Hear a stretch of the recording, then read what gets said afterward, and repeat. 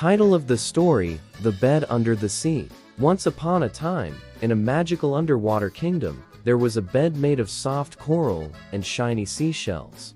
This bed belonged to a little fish named Finn. Finn was a happy fish, but he had one bad habit: loved to sleep all day, and didn't like to help his friends or explore the beautiful ocean. One day, Finn's friend, Bella the sea turtle, swam by and asked for help gathering seaweed for a big ocean party. Finn, feeling too lazy, yawned and said, "Maybe later.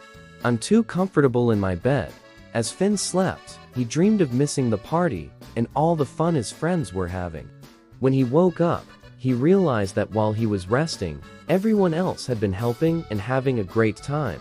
Feeling left out, Finn finally left his cozy bed and decided to join his friends. When Finn arrived at the party, he saw how happy everyone was working together.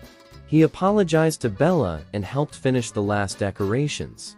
Finn learned that while resting is important, helping friends and being part of the community brings much more happiness. Moral: too much laziness can make you miss out on the fun, but helping others makes life more joyful. The end.